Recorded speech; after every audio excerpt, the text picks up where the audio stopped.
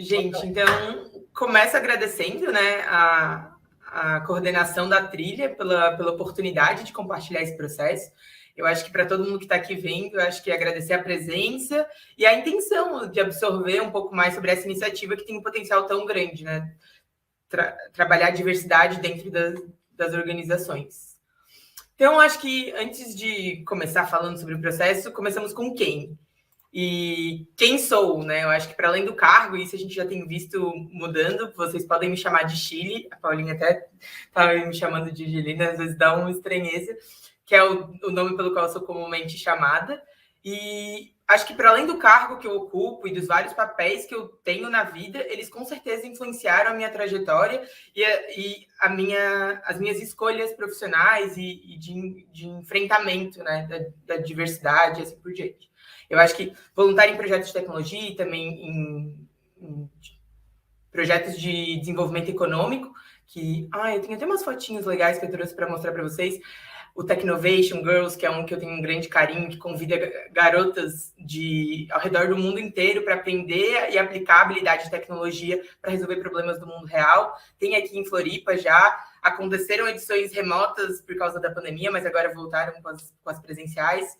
Startup Weekend, que para quem já conhece, é um programa patrocinado pela Techstars, mas tem apoio do Google e de várias instituições. Aqui em Santa Catarina, o Sebrae também é apoiador, e ele, num fim de semana, ele quer transformar uma ideia num negócio. E também é super intenso, super recompensante. Acho que a participação e o envolvimento, alguns temáticos, né? Tem o Startup Weekend Women, tem os de criança também, que é bem legal.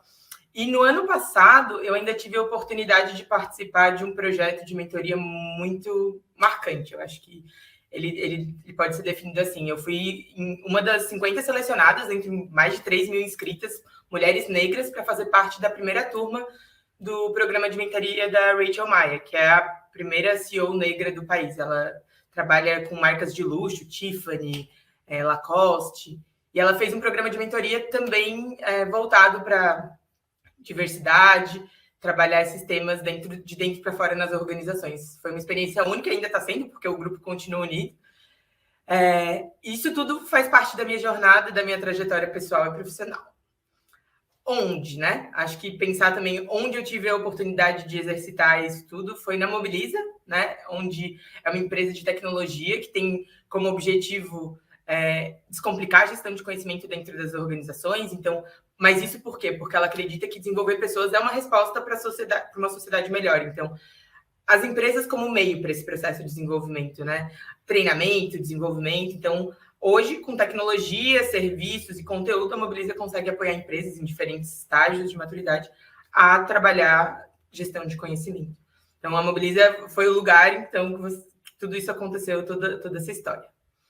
Como tudo começou? E aí eu acho que, voltamos para 2020. Onde estávamos em 2020, né? Anos loucos, acho que voltamos ao longínquo ano de 2020, onde todo mundo foi surpreendido, um dia trabalhando no escritório, do nada leva a cadeira para casa, pega monitor.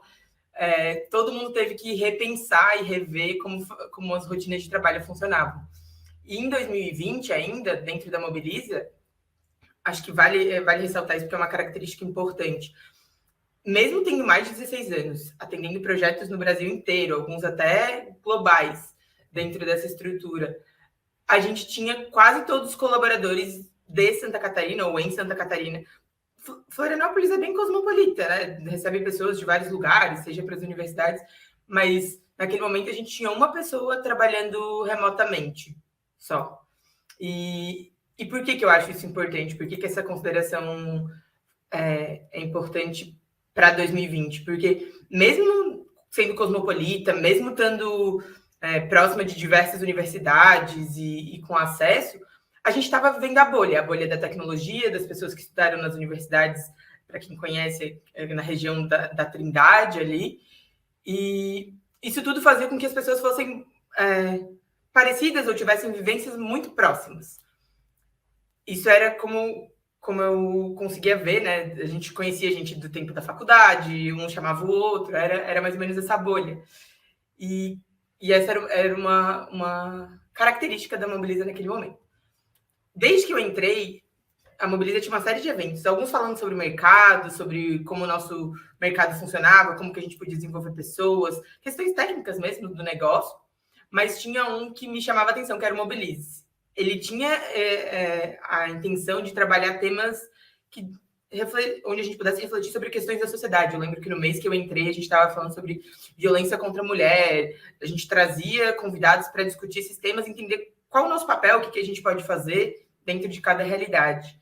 Então, Mobilize eram eventos que me chamaram muita atenção, e um especial, eu acho que ele foi o ponto de partida. Foi o Mobilize com a Catarina, a Cate, como a gente chama, que é o Mobilize sobre viés inconsciente. Aconteceu em julho de 2020.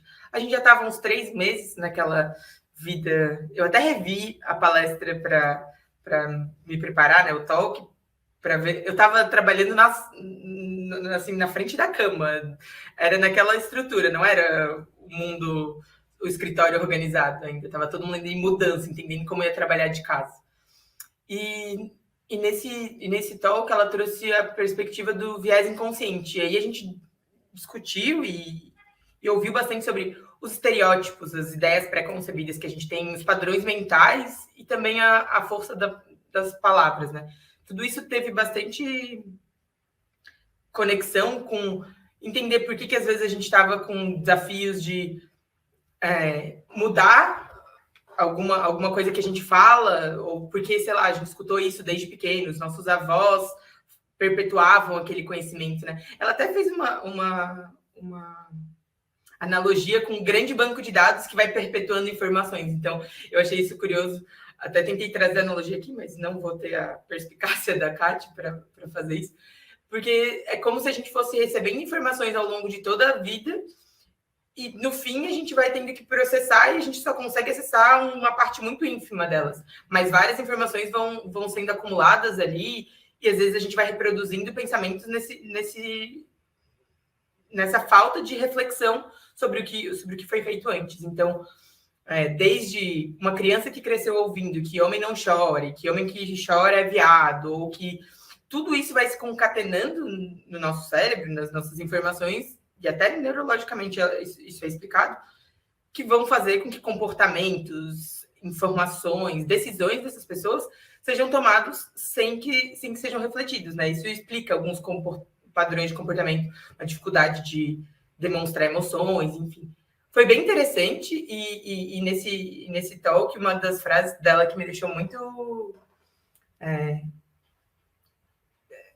me pegou bastante foi que ensinar é impossível e aprender é inevitável. Não é uma frase dela, né? Mas ela trouxe na perspectiva de tratar o convite à mudança, mesmo que várias informações tenham sido dadas ao longo de toda uma vida, se colocar no lugar de aprendiz, né? Quem falou isso foi o José Pacheco. Ele tem uma filosofia sobre um novo jeito de educar, né?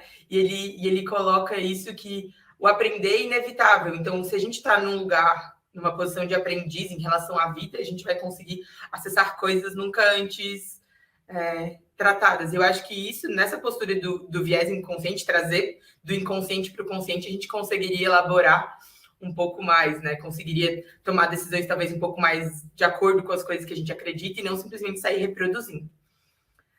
Com isso em mente, esse encontro foi meio que o ponto de partida, mas a gente já tinha algumas pessoas discutindo isso, e pessoas maravilhosas que eu também trago aqui, estão aqui em pensamento e sendo citadas. O Chico e a Alice. O Chico fazia parte do time de operações e a Alice do time de talentos da Mobilize naquele momento. E nas nossas conversas, interações, a gente já conversava sobre esse tipo de iniciativa, sobre grupos de afinidade. Eu, por exemplo, fui em um evento aberto do Preto no Preto, que foi um evento que é do Comitê de Diversidade da RD, do Grupo de Afinidade, algumas iniciativas da CAT para mulheres também. Tudo isso a gente conversava, discutia, participava, e naquele momento, até um pouco inflamados, influenciados por esse tal tipo de existe, questões estão sendo postas há anos, há gerações. Se a gente puder fazer um movimento de mudança nessa empresa que acredita nas empresas como meio para o desenvolvimento das pessoas, a gente pode conseguir fazer ainda mais, até sobre essa perspectiva social, né? E a gente se juntou e começou a entender como que a gente poderia propor um espaço para continuar essas conversas e talvez ampliar até o olhar delas para mais pessoas, para uma atuação mais conjunta, né? Tipo, e com outros efeitos, mas sem ser dono da verdade, assim, nesse lugar de aprendiz que José Pacheco cita, assim, de aprendizado. Como fizemos?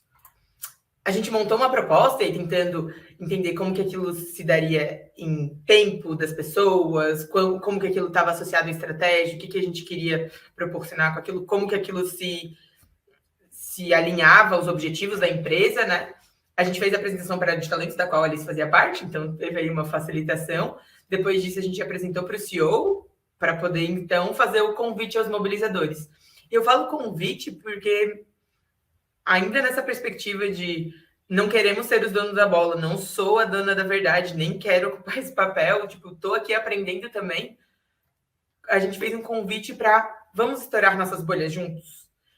E as nossas bolhas, as bolhas de quem estava ali sempre convivendo com pessoas que passaram por uma trajetória parecida, com dificuldade de ampliar o olhar. Então, foi um convite a ampliar o horizonte do nosso olhar, aprender com as nossas experiências e também com as vivências alheias, né? A partir desse compartilhamento. E estar disposto, o que a gente esperava das pessoas era a disposição a discutir, a discordar sobre pontos de vista, mas não brigar, assim, a construir isso juntos. A gente fez esse convite e começaram a chegar as expectativas, e todo mundo com muitas expectativas. E gera até uma ansiedade, né? Porque não querendo ocupar esse lugar de eu sei mais do que você, como que eu vou conseguir atender a tantas expectativas?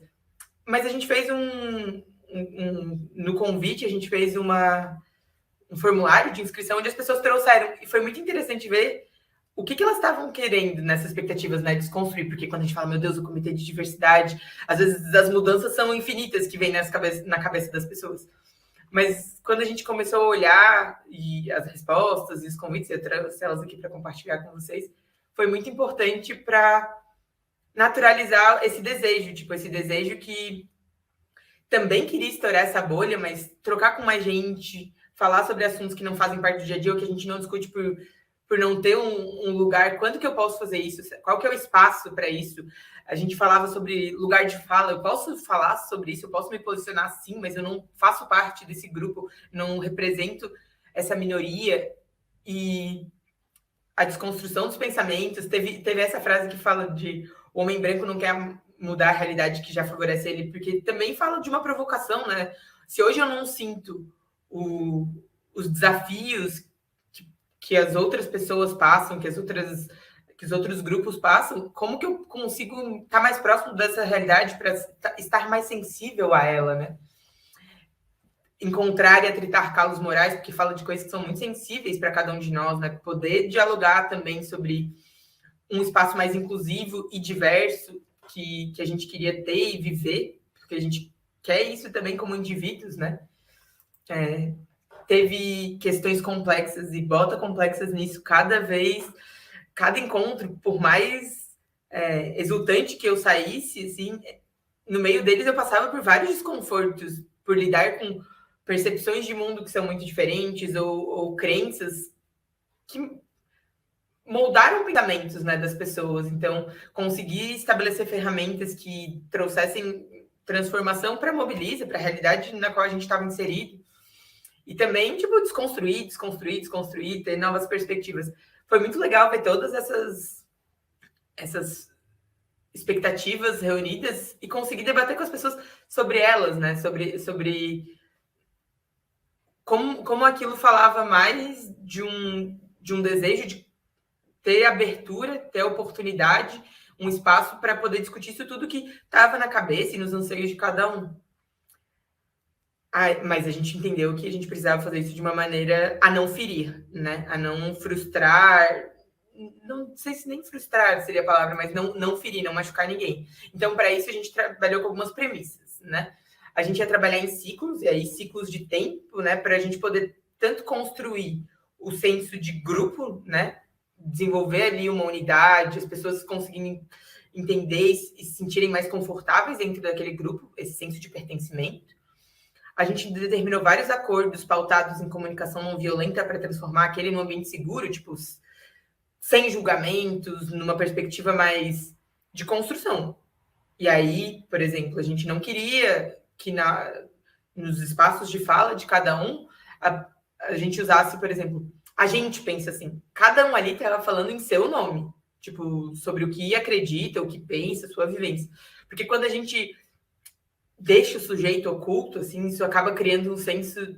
É desconfortável para o resto do grupo até poder... Com quem que eu tô conflitando aqui, né? Com quem que eu tô divergindo em opiniões? É a opinião do todo? É a opinião desse indivíduo? E a gente também usou e aprendeu técnicas de facilitação que eram conduzidas por todos os participantes, porque esse desejo de não criar essa única referência, mesmo que, sei lá, promovendo o comitê, estando ali, puxando essas partes práticas, eu não queria a pecha de ser a pessoa que tem que saber tudo aqui, porque eu também queria estar nesse espaço para aprender, para ouvir sobre coisas que eu desconheço, para aprender sobre temas que eu não sei. Então, isso foi legal, que o grupo foi se capacitando para que não houvesse uma única referência de condução. Então, em ciclos posteriores, outras pessoas puxavam, na ausência de uma pessoa, outra pessoa conseguia fazer a facilitação. Claro, a gente usou algumas técnicas também para deixar todo mundo confortável com isso, né, com esse processo de facilitação, mas essas premissas foram fundamentais para a gente conseguir ter um começo leve, né? Tipo, esclarecido. O nosso primeiro encontro. Também para testar essas premissas, esses acordos que a gente estabeleceu, o nosso primeiro encontro foi pautado em compartilhar, explorar as nossas visões e opiniões sobre diversidade. Porque até nisso, tipo, onde a gente está vendo diversidade nas minorias, são nas características, na falta de acesso das pessoas também, que pode influenciar a nossa visão. Isso tudo foi muito, muito importante para a gente conseguir exercitar esses combinados que eu comentei anteriormente, mas também de deixar as pessoas mais abertas a divergir, a terem opiniões que não sempre vão ser unânimes e conseguir nesse espaço desenvolvê-las. Isso foi muito importante. Na prática, né? O que a gente fazia? Antes de cada encontro, a gente trabalhava uma curadoria de materiais que trouxessem um embasamento, tipo, que dessem fundamentação para o tema a ser discutido, seja documentário, notícia. Às vezes a gente pegava coisas que estavam bem quentes no momento. Eu lembro que teve uma fala da vice-presidente do Nubank que virou tema do nosso comitê, que tipo, a gente até mudou a ordem para discutir aquele posicionamento. Teve temas também, acho que em época de política, que a gente conseguiu trabalhar aspectos específicos de discussões políticas, por que aquilo era importante na perspectiva dos grupos minoritários em época de eleição, que teve também.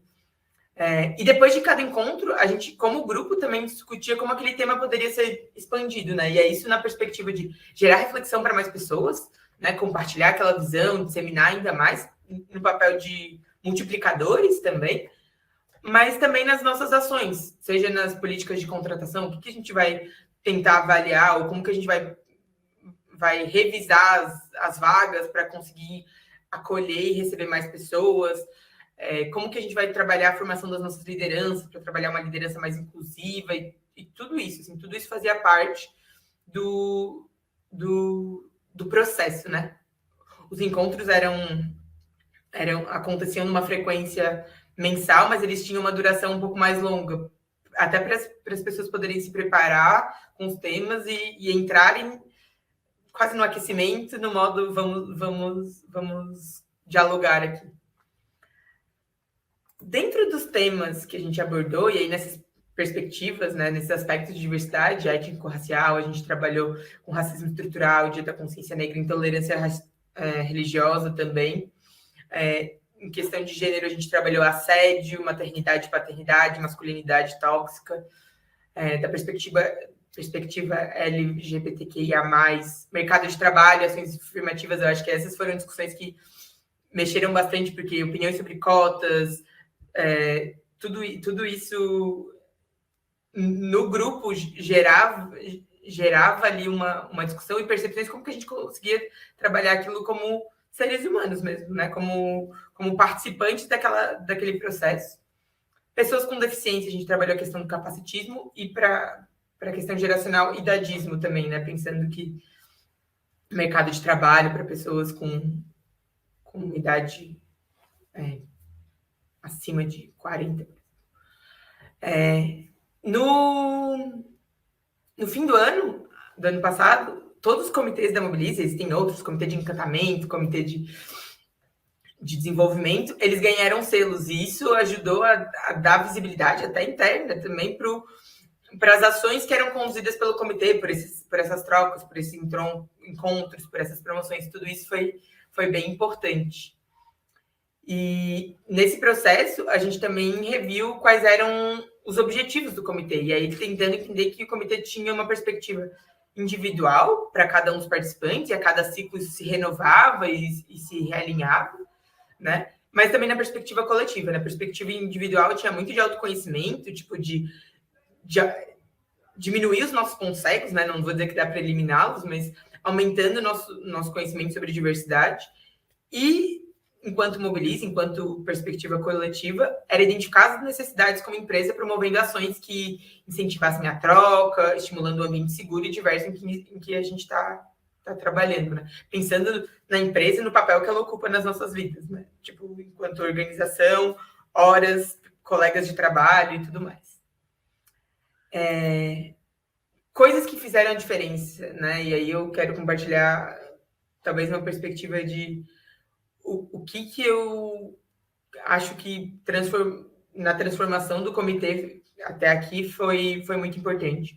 A participação ativa do corpo de lideranças, vários líderes participando do grupo, aprendendo, dialogando, sem donos da bola. Eu acho que isso foi fundamental, porque mesmo quando houve a saída do Chico, que foi bem no comecinho do nascimento do comitê, isso permitiu que a gente conseguisse ter uma fluidez, né, para a participação e o envolvimento das pessoas. Não tem o dono da verdade aqui. Acho que ali ainda no corpo de lideranças, uma coisa importante, dos 3 sócios, 2 participaram do primeiro ciclo. Isso foi bem importante para entender o impacto daquilo dentro da organização e as ações de reforço e conscientização que iam para além dos participantes. E é isso. Lembra que eu falei lá atrás que a Mobilize tinha quase todo mundo de Santa Catarina? Tipo, a gente conseguiu nesse processo, e com certeza o trabalho remoto potencializou isso, a gente conseguiu expandir o nosso olhar, e hoje a gente tem mobilizadores em todas as regiões do país, com diversos sotaques. E nas entrevistas, eu participei de algumas delas, é muito interessante ver o quanto o comitê, esse lugar que discute a diversidade, sendo um diferencial, tendo um olhar de acolhida para essas pessoas que vão estar trabalhando com a gente de outros lugares. Talvez alguns já vieram para Floripa, conversaram, conhecemos pessoalmente, mas dando esse suporte, né? Esse sentimento de acolhida. Acho que isso foi bem legal do processo, também depois ver a Mobilize espalhada por vários lugares. Aí, eu acho que aqui, até para justificar por que é o relato de um processo, porque essa frase da Emma eu gosto muito, porque aquilo em que eu acredito é um processo, não objetivo. Ela se transforma, ela evolui, ela amadurece. E eu acho que o comitê é isso. A minha participação é o começo de uma jornada, é um primeiro passo, é um pontapé, mas que evolui e não tem um ponto final, né? Então, que ele siga por aqui, que vocês que estão acompanhando e que têm interesse nesse tema também possam ser agentes multiplicadores. Gente, acho que é isso, mas estou aqui, perguntas, trocas, conto com vocês.